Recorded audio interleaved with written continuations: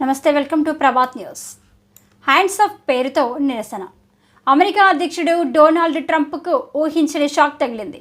ఆయన వివాదాస్పద విధానాలు, నిర్ణయాలకు వ్యతిరేకంగా దేశవ్యాప్తంగా నిరసనలు ఉవ్వెత్తున ఎగిసిపడ్డాయి. హ్యాండ్స్ ఆఫ్ పేరుతో వేలాది మంది అమెరికన్లు వీధుల్లోకి వచ్చి తమ ఆగ్రహాన్ని వ్యక్తం చేశారు. 50 రాష్ట్రాల్లో 1200కు పైగా ప్రాంతాల్లో జరిగిన ఈ ర్యాలీలు అమెరికా చరిత్రలో అరుదైన సంఘటనగా నిలిచాయి. ఈ నిరసనలకు సంబంధించిన వీడియోలు సోషల్ మీడియాలో వైరల్గా మారి ప్రపంచ దృష్టిని ఆకర్షించాయి. నిరసనల్లో అన్ని వర్గాల వారు ఈ నిరసనలకు పౌర హక్కుల సంస్థలు, కార్మిక సంఘాలు, LGBTQ+ న్యాయవాదులు, ఎన్నికల కార్యకర్తలతో సహా 150కి పైగా సంఘాలు మద్దతు తెలిపాయి. ట్రంప్ పరిపాలనలో సమైక్య సంస్థల తొలగింపు, ఆరోగ్య సంరక్షణ కోతలు, వలసదారుల పట్ల కఠిన విధానాలు, లింగ మార్పిడి హక్కులపై ఆంక్షలు వంటి అంశాలు నిరసనకారుల ఆగ్రహానికి ప్రధాన కారణాలు మారాయి.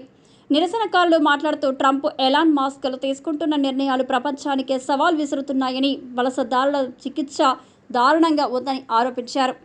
2017 తర్వాత ఇదే పెద్దది. 2017 తర్వాత అమెరికాలో ఇంత పెద్ద ఎత్తున నిరసనలు జరగడం ఇదే తొలిసారి.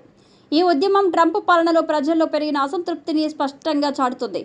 నిరసనకారులు తమ డిమాండ్లను బలంగా వినిపిస్తూ ప్రభుత్వ విధానాల్లో మార్పు రావాలని కోరుతున్నారు. సామాజిక మాధ్యమాల్లో వీరి సందేశాలు వేగంగా వ్యాప్తిస్తుండటంతో ఈ ఉద్యమం మరింత ఊపందుకునే అవకాశం కనిపిస్తుంది. పరిస్థితిని అదుపు చేసేందుకు ట్రంప్ ప్రభుత్వం ఎలాంటి చర్యలు తీసుకుంటుందనేది ఆసక్తికరంగా మారింది. ఈ నిరసనలు కేవలం ట్రంప్ విధానాలపైనే కాక అమెరికా రాజకీయ వ్యవస్థలో లోతైన విభేదాలు కూడా బయటపెడుతున్నాయి. ప్రపంచవ్యాప్తంగా ఈ సంఘటనలపై చర్చలు జరుగుతుండగా అమెరికా భవిష్యత్ దిశ ఏ విధంగా సాగుతుందనేది రాబోయే రోజుల్లో తేలనుంది. ఇంకా ఈ తరుణంలో ఎయిర్ ఫోర్స్ 1లో ట్రంప్ మీడియాతో మాట్లాడారు. అమెరికా విధించే సుంకాల కారణంగా స్టాక్ మార్కెట్లు కుప్పకూలిపోతాయని నేను అనుకోవడం లేదు. కానీ కొన్నిసార్లు ఏదైనా సమస్యను పరిష్కరించేందుకు మెడిసిన్ తీసుకోవాల్సిన అవసరం ఉందని వ్యాఖ్యానించారు. అంటే పరోక్షంగా కొన్నిసార్లు ఏదైనా సమస్యను పరిష్కరించడానికి అది ఎంత కష్టంగా ఉన్నా నిర్ణయం తీసుకోవాల్సిందే. ఆ నిర్ణయం వల్ల బాధపడినా సరే వెనక్కి తగ్గకూడదని అన్నారు. సోమవారం పునఃప్రారంభం అనంతరం స్టాక్ మార్కెట్లు భారీ క్రష్ అవుతాయన్న అంచనాలు నడమ ట్రంప్ అభిప్రాయం వ్యక్తం చేశారు.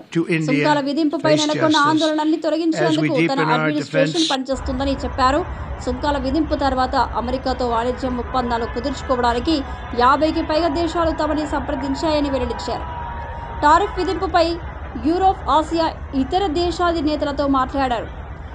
50కి పైగా దేశాలు వ్యాపార వాణిజ్యం విషయంలో అమెరికా ఒప్పందం చేసుకునేందుకు ఆసక్తి చూపిస్తున్నారన్నారు. నేను వారికి ఒకటే చెప్పాను, మీ దేశం మా దేశంతో చేసే వాణిజ్యంలో ఎలాంటి లోటు ఉండకూడదు అని అన్నారు. లోటు ఉంటే మాకు నష్టమే. మేం లాభాన్ని ఆశించడం లేదు. అటు నష్టం ఇటు లాభం కాకుండా సమతుల్యంగా ఉండాలని అనుకున్నట్లు వారితో చెప్పామని, అందుకు వారు సముఖత వ్యక్తం చేయడమే కాదు, టారిఫ్ విధులకు తర్వాత మాతో వ్యాపారం వాణిజ్యం చేసేందుకు ముందుకు రావడం శుభ పరిణామమని తెలిపారన్నారు.